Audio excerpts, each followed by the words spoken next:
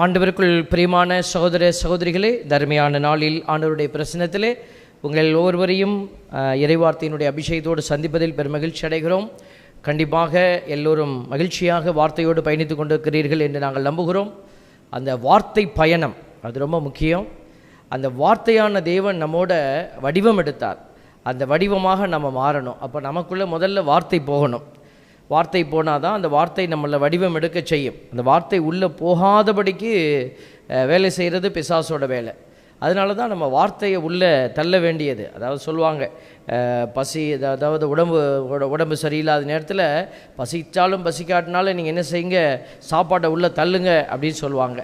அதே போல் தான் நமக்கு தேடல் இருக்குதோ இல்லையோ, இந்த ஆவியானவருடைய அந்த வார்த்தையினுடைய கிருபைகளை நம்ம உள்ளே தள்ளணும். அந்த வார்த்தையினுடைய வல்லமை உள்ளே போக போக நம்முடைய இயல்புகள், நம்முடைய எண்ணங்கள் எல்லாம் மாறும். இன்றைக்கி பெந்தகோஸ்து பெருவிழான்னு சொல்லப்படுகிற ஒரு அபிஷேக பெருவிழா. ஒரு முறை நான் பேசும்போது ஒரு கமெண்ட் ஒன்று வந்திருந்தது. ஆண்டவர் இப்படி பேசினார், ஆண்டவர் இப்படி சொன்னாருன்னு நான் சொல்லுவேன், அடிக்கடி சொல்லுவேன். அதை கேட்டுக்கிட்டு இருந்த யாரோ ஒருத்தருக்கு அது ஒரு வெறுப்பூட்டி இருக்கிறது. அந்த வார்த்தை அவங்களுக்கு ரொம்ப கஷ்டமாக இருந்தது. அவங்க உடனே கமெண்ட்டில், இதென்னா நீங்களும் மற்றவங்க மாதிரி என்னமோ ஆண்டவர் பேசினார் அப்படின்னு சொல்கிறீங்க அப்படின்னு அவங்க கமெண்ட்டில் கொடுத்துருந்தாங்க. இது கேட்கும் போது எங்களுக்கு ரொம்ப கோபமாக வருது அப்படிலாம் அவங்க வெறுப்பை வெளிப்படுத்தியிருந்தாங்க.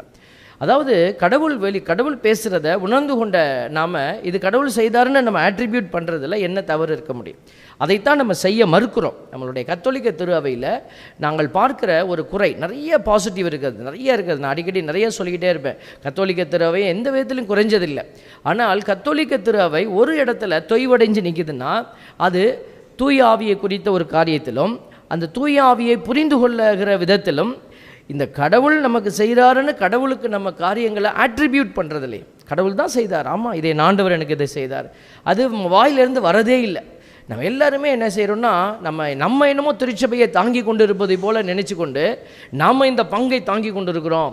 நான் இந்த இடத்துல இந்த கோயிலை நடத்துகிறேன் அப்படின்னு எல்லோரும் நினைத்து கொண்டு இருக்கிறோம். நம்ம விட்டால் வேறு யாரும் அந்த கோயிலை நடத்த முடியாது.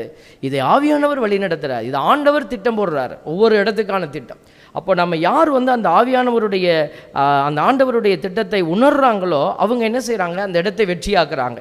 அது குடும்பமாக இருக்கலாம், அது நீங்கள் வேலை செய்கிற இடமா இருக்கலாம், அல்லது இப்படி ஆலயமாக இருக்கலாம்.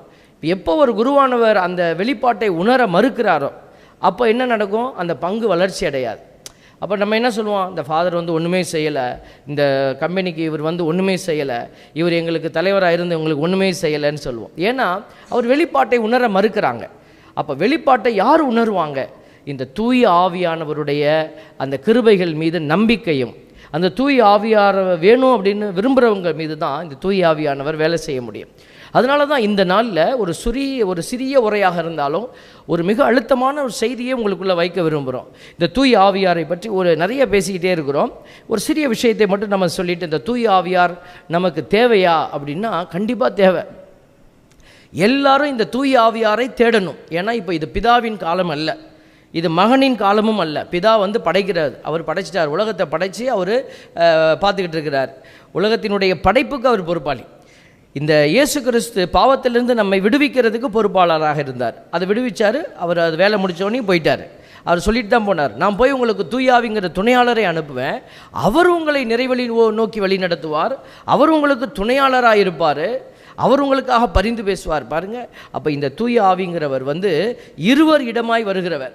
இந்த மாண்புயர் கீதம் பாடும்போது அதில் நற்கருணை ஆராதனையிலலாம் நீங்கள் பாடுவீங்க இல்லையா, மாண்புயர் இந்த அருட்சாதனத்தை அப்படின்னு, அதில் பார்த்தீங்கன்னா இருவர் இடமாய் வருகின்றவராம் தூய ஆவியானவர் அப்படிங்கிற ஒரு வரியை நம்ம பாடுவோம். அப்போ அவர் என்ன செய்கிறார், தந்தைக்கும் மகனுக்கும் சார்பாக செயல்படக்கூடிய செயல்பாட்டின் ஆவியானவர் தூய ஆவியானவர்.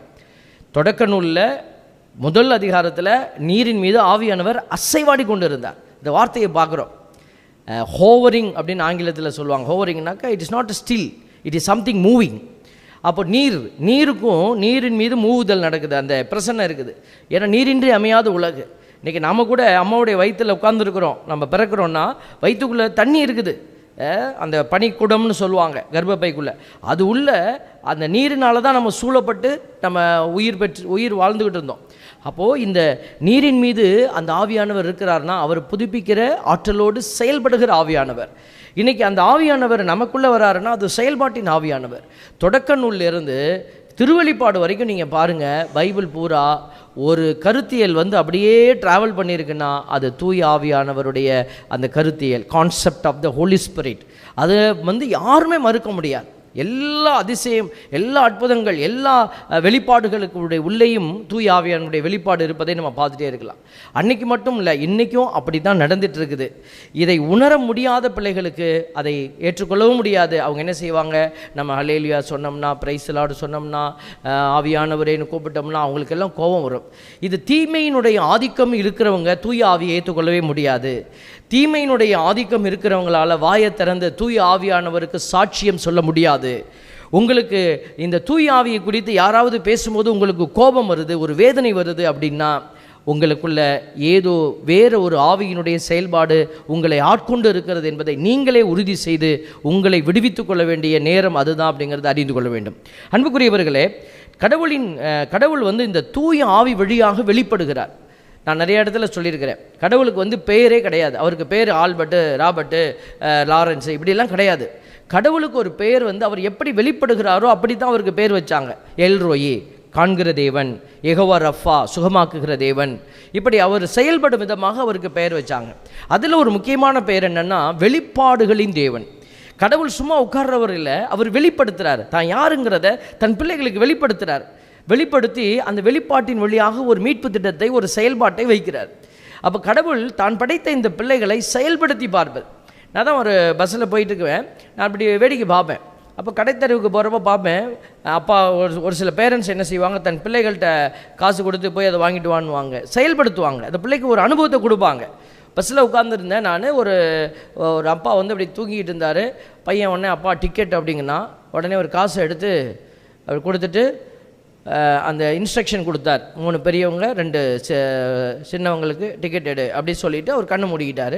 இந்த பையன் அப்படியே திருன்னு முழிச்சான். அப்புறம் உடனே என்ன பண்ணால் கண்டக்டர்கிட்ட சொன்னான். கண்டக்டர் உடனே டிக்கெட்டை கொடுத்தாரு, சேஞ்சு கொடுத்தாரு. உடனே உங்கள் அப்பா உடனே கண்ணை திறந்து எவ்வளோ டிக்கெட்டு அப்படின்னு கணக்கு கேட்குறாரு. இதெல்லாம் நான் பார்த்துட்டே இருக்கேன். அப்போ பாருங்கள், ஏன் அந்த அப்பா கண்ணை திறந்து, அவர் தூங்கலை, நல்லா தெரியுது, தூங்குற மாதிரி நடிக்கிறாரு. அந்த மகனுக்கு கற்றுக் கொடுக்குறார். அந்த மகனை அந்த காரியத்தை செயல்படுத்த ஒரு அனுபவத்தை கொடுக்குறார். இதைத்தான் தந்தை இன்றைக்கி நமக்கு செய்துகிட்டே இருக்கிறார். இந்த உலகத்தில் வெற்றி அடைவதற்கான வழியை நமக்கு காட்டிட்டு அவர் பின்னாடி நின்று கொண்டே இருக்கிறார்.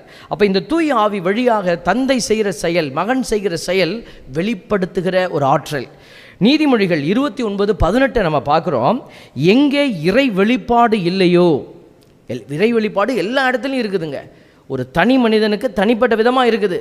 குடும்பத்தில் ஒரு தந்தையாக இருக்கிறவங்களுக்கு தந்தைக்குரிய வெளிப்பாடு கிடைக்கும், தாய்க்கு அந்த வெளிப்பாடு கிடைக்கும், வாலிப பிள்ளைகளுக்கு வாலிப பிள்ளைகளுக்குரிய வெளிப்பாடு கிடைக்கும், நோயுற்ற பிள்ளைகளுக்கு அதிலிருந்து விடுதலை பெறுகிற அபிஷேகமான வெளிப்பாடு கிடைக்கும், தொழில் முனைவோருக்கு அந்த வெளிப்பாடு கிடைக்கும். அதை உணரணும். எங்கே இறை வெளிப்பாடு இல்லையோ அங்கே குடிமக்கள் கட்டுக்கடங்காமல் திரிவார்கள். நீதி போதனையின்படி நடப்பவர் நட்பேறு பெற்று மகிழ்வார். அப்போது எந்த இடத்துல இறை வெளிப்பாடு இல்லையோ அங்கே கட்டுக்கடங்காத ஒரு வாழ்க்கை. ஒரு குடும்பத்தில் ஒரு ஆர்டர் இல்லை, மகன் இப்படி போகிறாரு, மகள் இப்படி போகிறாங்க, மனைவி அப்படி போகிறாங்க, வீட்டுக்கார் இப்படி போகிறாரு, எங்கேயுமே ஆர்டர் இல்லை. அந்த வீடு ஏதோ சத்திரம் மாதிரி இருக்குது அப்படின்னா அந்த வீட்டுக்குள்ளே ஆர்டர் இல்லை, அங்கே ஆவியானவர் இல்லை, இறை வெளிப்பாடு இல்லை. அதனால தான் நம்ம இதெல்லாம் சொல்லிக் கொடுக்குறோம். அப்போ நம்ம என்ன செய்யணும், அந்த இறை வெளிப்பாட்டை உணர முயற்சிக்கணும். அபாக்குக் புத்தகத்தில் 2:19 சொல்லுது பாருங்க. மரக்கட்டையிடம் விழித்தெழும் என்றும் ஊமை கல்லிடம் எழுந்திடும் என்றும் சொல்லுகிறவனுக்கு ஐயோ கேடு. அவை ஏதேனும் வெளிப்பாடு அருள முடியுமோ? பொன் வெள்ளியால் பொதியப்பட்டிருப்பினும் உள்ளே சிறிதளவும் உயிரில்லையே. இன்றைக்கி நம்ம பார்க்குறோம், மரக்கட்டையை வச்சு இதுதான் தெய்வம், கல்லை வச்சுக்கிட்டு இதுதான் தெய்வம். இன்றைக்கி நிறைய பேர் கயிறை வச்சுக்கிட்டு இதுதான் தெய்வம், கையில் கயிறை கட்டிக்கிட்டு பாருங்கள். அவங்க வாழ்க்கையிலெல்லாம் ஒரு அடைப்பட்ட நிலையை நாங்கள் பார்ப்போம். அடைப்பட்ட நிலை, ஏன்னா அவங்க விடுதலை அடைய முடியாது. ஏன்னா அவங்களுடைய நம்பிக்கை பூரா ஒரு கயிறுலையும் ஒரு தாயத்திலையும் வீட்டில் இருக்கிற ஒரு பொம்மையிலையும் வீட்டில் இருக்கிற ஒரு கல்லுலையும் இப்படி தான் அவங்க அடைப்பட்டு கிடக்கிறாங்க. ஆகவே அபாக்குக் 2:19 மறந்துடாதீங்க. 20 சொல்லுது, அதிலேயே ஆண்டவர் தம் புனித கோவிலில் வீற்றிருக்கிறார், அவர் திருமுன் மண்ணுலகெங்கும் மௌனம் காப்பதாக. நீ அமைதியாக இரு, அந்த இறை வெளிப்பாட்டை உணர முடியும். அப்போ அந்த இறை வழிபாட்டை நம்ம பெருமையினால் அடைகிறதில்ல, அது நம்மை கடவுள் முன்பாக அமைதியாய் வைக்கிறதுல தான் அந்த இறை வழிபாட்டு கிடைக்கும். சலனப்படுற இடத்துல இல்லை. அதனால் நம்ம ஆண்டவரை துதிக்கும் போது நல்லா சத்தமாக துதிக்கலாம், ஆனால் அமைதியில் அந்த இறை வெளிப்பாட்டை உங்களால் உணர முடியும். சாலமணி ஞான நூல் 7:25 சொல்லுது, ஞானம் கடவுளின் ஆற்றலிலிருந்து புறப்படும் ஆவி. இந்த ஞானம்னு சொல்கிறோம், இந்த விஸ்டம் ஃப்ரம் தி லார்ட் அப்படிங்கிறது என்ன அப்படின்னா, கடவுளினுடைய அந்த ஆற்றலிலிருந்து புறப்படும் ஆவி, எல்லாம் வல்லவரின் மாட்சியிலிருந்து எழும் தூய வெளிப்பாடு. எனவே மாசுபட்டது எதுவும் அதனுள் நுழைய முடியாது. அதனால தான் இந்த தூய ஆவிக்குள்ளே பரிசுத்தம் தான் இருக்குதுங்க, அதுக்குள்ளே எதுவும் மாசு இருக்க முடியாது. அப்போ நமக்குள்ளே மாசு வைத்து கொண்டு, நமக்குள்ளே தீமையை வைத்து கொண்டு தூய ஆவியே வாரோம்னு நம்ம பாட்டெல்லாம் பாடணும் அப்படின்னாக்க வந்துடுவாரா? இல்லை. நம்ம பெரிய தொகையை போய் காசை கோயிலில் போட்டு அல்லது சாப்பாட்டுக்கு கொடுத்துட்டு தூய ஆவி வாங்க அப்படின்னா வருவாரா? வரமாட்டார். அவருக்கு தேவை பரிசுத்தம், அவருக்கு தேவை தூய்மை. இதோ அதனால தான் நம்ம உடலை தூய்மைப்படுத்துங்க, உள்ளத்தை தூய்மைப்படுத்துங்க அப்படின்னு சொல்கிறோம். அப்போ இந்த தூய இதயத்தில் தூய ஆவி தங்குறாரு. எபேசியர் 1:17 சொல்லுது, நம் ஆண்டவராகிய இயேசு கிறிஸ்துவின் கடவுள் தந்தை, மாட்சிமிகு தந்தையுமானவர், அவரை முழுமையாக நீங்கள் அறிந்து கொள்ளுமாறு, இந்த தந்தையை மகனை அறிந்து கொள்ளுமாறு ஞானமும், நல்லா பாருங்க, ஞானமும் வெளிப்பாடு தரும் தூய ஆவியை உங்களுக்கு அருள்வாராக. அப்போ இந்த தூய ஆவி என்ன செய்கிறாருன்னா, வெளிப்பாடு அருளார், ஞானத்தை அருள்றார். ஞானமும் வெளிப்பாடும் அருளும் தூய ஆவியார். இப்படி தான் அவர் நம்மளுடைய பைபிளில் ஐடென்டிஃபை பண்ணப்படுது. அப்போது இந்த அபிஷேகமான அடையாளத்தை எல்லாம் நம்ம பார்க்குற போது இந்த தூய ஆவி யாருக்கு கொடுக்கப்படுறாரு? அப்போது ஸ்பெஷலான ஆட்கள், ஆல்பர்ட் சாமிக்கு கொடுப்பார், அந்த ஃபாதருக்கு கொடுப்பார், இந்த ஃபாதருக்கு கொடுப்பார், இவர் வல்லமையாக பேசுகிறார், இவருக்கு தான் ஆவியானவர். இல்லைங்க, 1 கொரிந்தியர் 12:7 நம்ம பார்க்குறோம், பொது நன்மைக்காகவே தூய ஆவியாரின் செயல்பாடுகள் ஒவ்வொருவரிலும் வெளிப்படுகிறது. ஆண்டவருடைய வார்த்தை பாருங்க, ஒரு சிலரில் இல்லை, ஒவ்வொருவரிலும். எல்லாரும் தூய ஆவியை பெறுவதற்கு தகுதியுள்ளவராக இருக்கிறோம். இப்போ ஒவ்வொருவரிலும் தூய ஆவியினுடைய செயல்பாடு வெளிப்பட முடியும். அப்போ இந்த ஒவ்வொருவரிலும் அப்படிங்கிற வார்த்தையை பார்க்குற போது கடவுள் படைத்த எல்லா ஜீவராசிகளோடையும் இந்த ஆவியினுடைய செயல்பாடு, அதுவும் மனிதர்களாகிய நம்மிடத்தில் அந்த வெளிப்பாடு அருளுகிற ஆவியானவருடைய தொடர்பு அதிகமாக இருக்கிற. நாம் தான் என்ன செய்கிறோம், சீராக்கிய ஞான நூலில் ஏற்கனவே நாங்கள் உங்களுக்கு சொல்லியிருக்கிறோம். அங்கே நம்ம பார்க்கக்கூடிய ஒரு வசனம் என்னென்னா, 6 அறிவு இல்லை, நமக்கு 7வது அறிவை கொடுத்த ஆண்டவர் இந்த 6 அறிவையும் பகுத்தறிவும் ஆற்றலை 7வது அறிவாக கொடுத்தார். அந்த 7வது அறிவோட தொடர்பு கொள்ளக்கூடியது தான் தூய ஆவியானவர். அப்போ இந்த 7வது அறிவு இல்லைன்னா நம்ம என்ன செய்வோம், இந்த 6 அறிவில் எது நல்லது எது கெட்டது அப்படின்ட்டு போய்கிட்டே இருப்போம். சில பேர் 5 அறிவுக்குள்ளேயே நின்றுடுவாங்க, உடம்பு சொல்கிறதெல்லாம் செய்வாங்க, பசிக்குதா சாப்பிடுவாங்க, டயர்டாக இருக்கா தூங்குவாங்க, உடம்பு இச்சைகளுக்கு கூப்பிடுதா போவாங்க. இது சரியா, இதை செய்யலாமா, அப்படியெல்லாம் இல்லை. இன்றைக்கி ஆளுகை செய்கிற அரசியல் தலைவர்கள் கூட பார்க்கலாம், அவங்களுக்கு கூட இந்த 5 அறிவிலே தான் இருப்பாங்க. அடிமைப்படுத்து, அடக்குமுறை, ஆணவம், இதுதான் அவங்களுடைய செயல்பாடு. இதுதான் இந்த ஃபாரஸ்ட் கல்ச்சர்னு சொல்லுவோம், காட்டு முராண்டித்தனம். காட்டில் என்ன ஒரு நிலை இருக்குமோ அதுதான், அடித்து கொண்டு சாப்பிடு அப்படின்னு இல்லை. ஆண்டவர் 6வது அறிவை கொடுத்துருக்கிறார், அதுக்கு மேலே 7வது அறிவை கொடுத்துருக்கிறாரு. அப்போ இதெல்லாம் கடந்து போகிறவங்க தான் இறை திட்டத்தை உணர முடியும் பிள்ளைகளே. அதனால் இன்றைக்கி நாம் ஏதோ ஒரு ஓரத்தில் பறந்துட்டோம், ஏதோ நம்ம உலகத்தில் ஜெயிச்சுட்டு ஓடுவோம் அப்படின்னு நினச்சிட்டு போனால் நம்ம தோக்க போகிறது உறுதி. கடவுள் சொல்கிறார், எவன் ஒருவன் என் பொருட்டு தன் வாழ்வை இழக்கிறானோ அவன் அதை ஆதாயமாக்கி கொள்கிறான். அப்போ வாழ்வை இழக்கிறதுனா என்ன? ஆவியானவருடைய வல்லமையோடு அது சிந்திச்சா மட்டும்தான் புரியும். உலகத்தில் ஜெயிச்சு காசு பணம் இல்லை. ஆண்டவருடைய பிள்ளைகள் அதை விட வித்தியாசமான ஓட்டத்துக்காக தான் இந்த தூய ஆவியானவர் கொடுக்கப்படுறார். தூய ஆவியானவர் ஏதோ நமக்குள்ளே உட்காந்துக்கிட்டாருன்னா நமக்கு சுகம் தந்துடுவார், நமக்குள்ளே உட்காந்துக்கிட்டாருன்னா நம்ம வீட்டெல்லாம் சரிப்படுத்திடுவார், நமக்குள்ளே உட்காந்துக்கிட்டாருனாக்க என் வீட்டில் பிரச்சனை வராமல் பார்த்துப்பார், நமக்குள்ளே உட்காந்துக்கிட்டாருனாக்க என்னுடைய சொத்துக்களை அவர் இரட்டிப்பாக்குவார், நமக்குள்ளே உட்காந்துக்கிட்டாருன்னா எனக்கு பிள்ளை பாக்கியத்தெல்லாம் அள்ளி கொடுப்பாரு, நமக்குள்ளே உட்காந்துக்கிட்டாருன்னா என் பிள்ளைகளுக்கு நல்ல வரன் கொடுப்பாரு. தூய ஆவியானவர் நமக்குள்ளே உட்காந்துக்கிட்டாருன்னா என் பிள்ளைகளுக்கு நல்ல வேலை கொடுத்து கை நிறைய சம்பாதிக்க வைப்பார். இது எல்லாமே தவறான புரிதல்கள். தூய ஆவியானவர் நமக்காக வருவதில்லை, நம்மகிட்ட வருவதே நம்மிடமிருந்து பிறரிட செல்லணுங்கிறதுக்காக தான். இந்த வார்த்தையை பாருங்கள், பொது நன்மைக்கு தான்.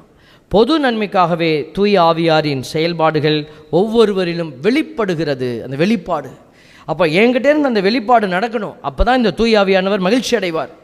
அதான் சொல்லுவோம் பாருங்கள், 1 கொரிந்தியர் 14:6 பார்க்குறோம். சில பேர் இப்போல்லாம் என்ன செய்கிறாங்க, ஒரு ராங் இன்டர்பிரிட்டேஷன் கொடுக்குறாங்க. பரவச பேச்சு தெரியலனாலும் இப்போ என்ன செய்கிறாங்க, காலா பாலா பாலான்னு என்னென்னமோ சொல்கிறாங்க. அவங்க சும்மா கத்துறாங்க, ரீ ரீ ரீ ரீ ரீங்கிறாங்க, ராங்கிறாங்க. தேவ பிள்ளைகள் சரியாய் புரிந்து கொள்ளணும். கடவுளுடைய ஆவியை நம்ம என்ன செய்யக்கூடாது, வருத்தத்துக்கு உட்படுத்தக்கூடாது. 1 கொரிந்தியர் 14:6 சகோதர சகோதரிகளே, நான் உங்களிடம் வந்து திருவெளிப்பாடு, மெய்யறிவு, இறைவாக்கு, போதனை இவற்றில் எதை குறித்தும் பேசாமல் பரவச பேச்சை மட்டும் பேசினால் என்னால் நீங்கள் அடையும் பயன் என்ன? பவுலடியார் எவ்வளோ அழகாக சொல்கிறார் பாருங்களேன்.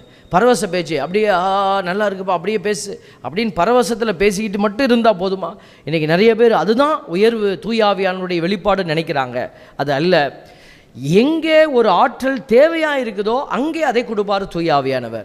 சும்மா என்கிட்ட கொடுத்துட்டு இதை நீ அப்படி பேசு இப்படி பேசுன்னு சொல்லிக்கிட்டு இருக்கிறவர் அல்ல. நான் நிறைய இடத்துல பார்த்துருக்கிறேன். ஒரு சில இடத்துல ஒரு சில ஆவியினுடைய வல்லமை கிடைப்பதையும் நான் பார்த்துருக்கிறேன். அடுத்த இடத்துல அந்த அந்த அந்த ஆற்றல் இல்லாமல் இருப்பதையும் நான் பார்த்துருக்கிறேன். அங்கே நம்ம அப்படி செய்தோம், இங்கே அப்படி செய்வோம்னா வராது. அங்கே அந்த செயல்பாடை என்னால் பார்க்க முடியாது. எங்கே எது தேவையோ அதை சரியாய் கொடுத்து அந்த இடத்துல மற்றவர்களுக்கு உதவி செய்கிறவர் தான் தூயாவியானவர். பொது நன்மைக்காக தான் நம்மக்கிட்ட வரார். அப்போ உங்ககிட்ட இருந்து வெளிப்படுகிற ஆவியானவர் பொது நன்மைக்கு வெளிப்படலை அப்படின்னா உங்ககிட்ட ஆவியானவர் இல்லைன்னு அர்த்தம். உங்ககிட்ட இருந்து ஒரு பொது நன்மைக்கான ஒரு உள்ளம் எழும்பி வரலை. ஒரு அநீதி நடக்குது, உணர்வு இல்லை. ஒரு தீமை நடக்குது, நான் போய் இங்கே அங்கே என்ன செய்ய முடியும்? ஒரு குடும்பத்தில் சமாதானம் இல்லை, எல்லாரும் அமைதியாக உட்கார்ந்துருக்காங்க, அங்கே ஆவியில் வல்லமை இல்லை. ஒரு சகோதரி வராங்க, அவங்களுடைய உறவினர்கள் வந்து உட்கார்ந்துருக்கிறாங்க, அவருடைய உடன் பிறந்த சகோதர சகோதரிகள் உட்கார்ந்துருக்கிறாங்க. இந்த சகோதரிக்கு ஒரு பெரிய பிரச்சனை, மன ரீதியான பிரச்சனை. அவர்கள் தன் நிலையை மறந்துட்டாங்க, கடந்து போய் ஒரு ட்ரீட்மெண்ட் பேசிஸில் இருக்கிறாங்க. உறவுகள் எல்லாம் அப்படியே உட்கார்ந்துருக்கு. நான் கேட்குறேன், என்ன செய்யலாம், என்ன? யாருமே பேசலை. அப்போ அவங்கக்கிட்ட என்ன இல்லைன்னா ஒரு பொது நன்மை இல்லை, தன்னுடைய சகோதரிக்காக கூட பேசக்கூடிய நன்மை இல்லை. அப்போ அங்கே என்ன இல்லை? தூயாவி இல்லை. உன் குடும்பத்தில் உறவுகள் பிளவுண்டு கிடக்கிற போது நீங்கள் கண்ணை மூடிக்கிட்டு நீங்கள் போகிறீங்கன்னா உன் குடும்பத்தில் தூயாவி இல்லை, உன்னுடைய இதயத்தில் இல்லைன்னா உன் வீட்டுக்குள்ளே இருக்க முடியாது. அதனால தான் தூயாவியார் பொது நன்மைக்காக வராரு. இன்றைக்கி நிறைய பேர் இந்த மாதிரி பரவச பேச்சு பேசினா போதும், இந்த மாதிரி ஒரு வெளி அடையாளத்தை வச்சு தூயாவியானவரை வந்து ஏமாற்றிடலாம். இல்லை, அவரை ஏமாற்ற முடியாது, நம்ம தான் ஏமாந்து போகிறோம். அன்புக்குரியவர்களே, திருச்சபையை கட்டி எழுப்பத்தான் இந்த ஆவியானவர் கொடுக்கப்படுகிறார். 1 கொரிந்தியர் 14:26 சொல்லுகிறது, சகோதர சகோதரிகளே, செய்ய வேண்டியது என்ன? நீங்கள் கூடி வரும்போது ஒருவர் திருப்பாடலை பாடலாம், ஒருவர் கற்றுக் கொடுக்கலாம், ஒருவர் திருவெளிப்பாடுகளை எடுத்துரைக்கலாம், ஒருவர் பரவச பேச்சு பேசலாம், ஒருவர் அதை விளக்கி கூறலாம். இவை அனைத்தும் திருச்சபையை கட்டி எழுப்பும் வகையில் நடைபெற வேண்டும். The purpose is the final. திருச்சபையை கட்டி எழுப்பாத எந்த ஒரு அபிஷேகமும் ஆவியானவரிடமிருந்து வருவது அல்ல. இன்றைக்கி நிறைய பேர் என்ன செய்கிறாங்க, அவங்களுடைய வீட்டில் ஏதாவது ஒரு எங்கள் வீட்டில் இப்படி நடந்துச்சு, சுருவத்திலேருந்து ரத்தம் வழிஞ்சிச்சு, எங்களுடைய இதில் படத்துலேருந்து ஏதோ ஒரு அமானுஷ்யம் தெரிஞ்சிச்சு, வித்தியாசமாக ஏதோ ஒன்று தெரியுது, ஏதோ ஒன்று நடக்குது அப்படின்னா உடனே அவங்க கடவுளுடைய வெளிப்பாடுன்னு அதை உணர்ந்து கொள்ள இப்போ பழகியிருக்கிறாங்க. இல்லை, நீங்கள் அப்படி பார்க்கக்கூடாது. கடவுளுடைய வெளிப்பாடுன்னா அது ஒரு பொது நன்மைக்கான வெளிப்பாடாக இருக்கணும். பொது நன்மை அதில் இல்லை அப்படின்னா அது கடவுளிடமிருந்து வெளிப்படுகிற அடையாளம் அல்ல, பிசாசு உங்களை ஏமாற்றுகிற அடையாளம்.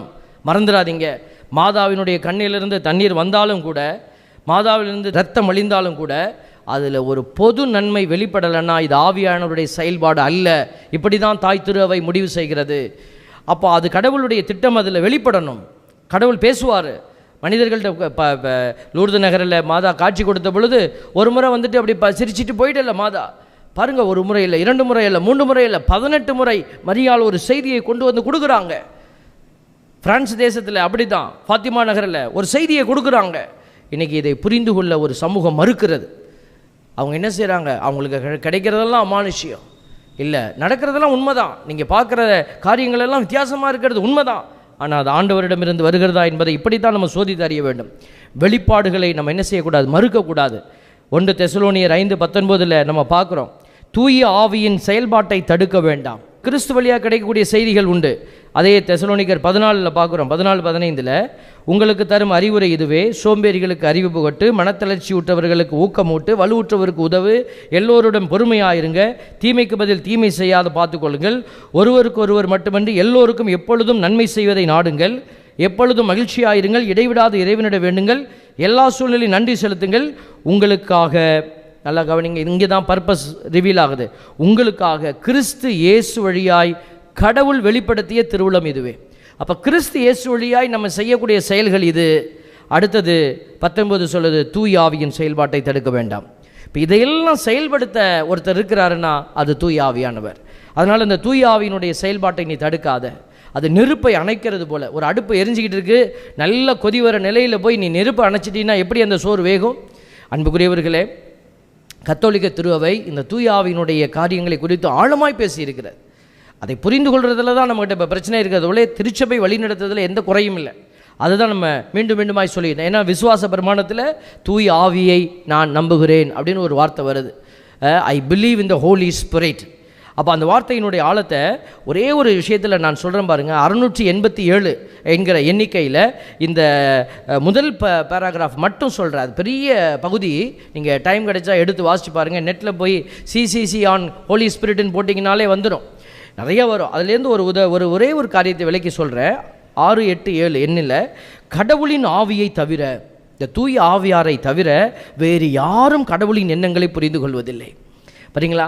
அப்போ உங்கள் வீட்டில் நடக்கிற விஷயம் இது எப்படி நடக்குது, ஏன் நடக்குது, ஏன் இதனால் அப்படின்னு தெரியணும்னா உங்ககிட்ட தூய ஆவி வேணும். அப்போ நீங்கள் கை உயர்த்தி யாருக்காக ஜெபிக்கணும்? தூய ஆவிக்காக ஜெபிக்கணும். இப்போது கடவுளை வெளிப்படுத்தும் கடவுளின் ஆவி, இந்த கடவுள் யாருன்னு வெளிப்படுத்துகிற இந்த கடவுளின் ஆவி கிறிஸ்துவை, இயேசு கிறிஸ்துவை, அவருடைய வார்த்தையை, அவர் கொடுத்த வார்த்தையை, அவருடைய உயிருள்ள வார்த்தைகளை நமக்கு தெரியப்படுத்துகிறது. ஆனால் ஆவி தன்னை பற்றி பேசவில்லை. இந்த பரிசுத்த ஆவி எங்கே பார்த்தீங்கன்னாலும் அவர் கடவுளுடைய திட்டத்தை வெளிப்படுத்துவார், இயேசுவின் திட்டத்தை வெளிப்படுத்துவார், வார்த்தையை விளக்குவார், திருச்சபையினுடைய திட்டங்களை அறிய பண்ணுவாரே ஒழிய தான் யாருன்னு அந்த ஆவியானவர் இன்னைக்கு வரைக்கும் வெளிப்படுத்தினதில்லை. தீர்க்கதரிசிகள் மூலம் பேசிய ஆவியானவர் பிதாவின் வார்த்தையை கேட்கும்படி செய்கிறார், ஆனால் நாம் ஆவியானவரை கேட்கவில்லை. அந்த இடத்துல ஆவியானவருடைய சத்தம் நம்ம கேட்கல, பிதாவானவருடைய எண்ணத்தை அவர் வெளிப்படுத்துகிறாரு. அவர் நமக்கு வார்த்தையை வெளிப்படுத்தும் அந்த ஏக்கத்தில் மட்டுமே நம்ம அவரை அறிந்து கொள்கிறோம். மேலும் அவரை விசுவாசத்துடன் வரவேற்க நம்மை வழி நடத்துகிறார். அதனால தான் சொல்கிறோம், இந்த தூய ஆவினாக்க அப்படியே சும்மா அப்படி குதிச்சு கீழே உழுவுறது, உருள்றது, இதுதான் தூய ஆவியின் செயல்பாடுகள் அல்ல. உங்களுடைய உள்ளத்தில் ஒரு வல்லமை, உள்ளத்தில் ஒரு நம்பிக்கை, உள்ளத்தில் ஒரு வெற்றி கிடைச்சி அதை நீங்கள் செயல்படுத்துறீங்க, உங்கள் குடும்பம் மகிழ்ச்சியாக இருக்குதுன்னா அப்போ உனக்குள்ளே ஆவியானவர் செயல்பட ஆரம்பிச்சிட்டாரு. நீங்கள் குதிச்சு ஆடி பாடி இப்படி காட்டினா தான் உங்கள்கிட்ட தூயாவி இருக்கிறாருன்னு இல்லை. இன்றைக்கி நிறைய பேர் அப்படி தான் நினைக்கிறாங்க.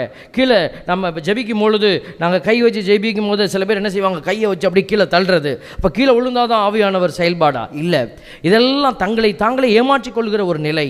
ஆண்டவருடைய வார்த்தை சொல்வது, உண்மையின் ஆவியானவர் கிறிஸ்துவை நமக்கு வெளிப்படுத்துகிறவர் சொந்தமாக பேச மாட்டார், அவரா பேசுறது இல்லை. அவர் என்ன அவங்க வெளிப்படுத்துறாங்களோ அதை தான் உள்வாங்கி தூயாவியானவர் நம்மோடு பேசுகிறார். உலகம் அவரை பெற முடியாது, ஏனென்றால் அது அவரை பார்க்கவில்லை, அறியவில்லை என்று விளக்குகிறது வேதம். யோவான் 14:17 பார்க்கிறோம், உண்மையை வெளிப்படுத்தும் ஆவியார். உலகம் அவரை ஏற்றுக்கொள்ள இயலாது, ஏனெனில் அது அவரை காண்பதும் இல்லை, அறிவதும் இல்லை. நீங்கள் அவரை அறிந்திருக்கிறீர்கள், ஏனெனில் அவர் உங்களோடு தங்கியிருக்கிறார், உங்களுக்குள்ளும் இருக்கிறார். அதனால தான் உங்களுக்குள்ள இருந்து அவர் வெளிப்படுகிறாரா என்பதை நம்ம சோதித்து அறியணும். கிறிஸ்துவை விசுவசிக்கிறவர்கள் ஆவியானவரை அறிந்திருக்கிறார்கள், ஏனென்றால் அவர் அவர்களுடன் வாசம் பண்ணுகிறார். என் அன்புக்குரிய தெய்வ ஜனமே, ஆண்டவருடைய அபிஷேகமான விழாவை கொண்டாடும் இந்த நேரத்தில் நாம் சிந்தித்து பார்ப்போம், எனக்குள்ளே இந்த ஆவியானவர் இருக்கிறாரா? எனக்குள்ளிருந்து அவர் பேசுகிறாரா? அவர் பேசுவதை என்னால் கேட்க முடிகிறதா? அவர் இருக்கிற இடத்துல அமைதி இருக்குமே, அது என் குடும்பத்தில் இருக்குதா? அப்போ என்னிடத்தில் இந்த அமைதியை கொடுக்கிற ஆவியானவர், இது நிம்மதியை நிறைவே கொடுக்கிற ஆவியானவர் செயல்படவில்லைன்னா நான் என்ன செய்யணும்? அந்த குடும்பத்துக்குள்ளே அதை கொண்டு வருவதற்கு, ஆவியானவரை கொண்டு வருவதற்கு அவரை மன உருகத்தோடு நம்ம கெஞ்சி மண்டாடி கூப்பிடணும். உன் வீடு செப இல்லமாக ஆவியானவரை வாரும் என்று கூப்பிடுகிற அபிஷேகமான ஒரு இனமாக மாறட்டும். ஆண்டவர் கண்டிப்பாக உங்கள் வீட்டை ஆவியின் வல்லமையினாலே நிறைத்து இறை வெளிப்பாட்டை உணரச் செய்து உன் குடும்பத்தில் இருக்கிற கட்டுகள் வேதனைகளை எல்லாம் விலக்கி நீங்களே அந்த குடும்பத்தை வெற்றி பாதையில் எடுத்து செல்லக்கூடிய வல்லமை வல்லமையை அவர் கொடுத்து அவர் உன்னில் மகிமை அடைவார், உன்னில் பெருமை அடைவார். இந்த செயலை செய்கிற அந்த தெய்வத்தினுடைய அபிஷேகமான வெளிப்பாடுகளை அறிந்து கொள்ள ஆண்டவரோடு இணைந்திருங்க, ஆண்டவருடைய வார்த்தையோடு இணைந்திருங்க. இந்த திருப்பலி உங்களுக்கு அப்படிப்பட்ட அபிஷேகத்தை கொடுக்க உங்களுக்காக நாங்களும் தொடர்ந்து ஜெபிக்கிறோம். ஆமென்.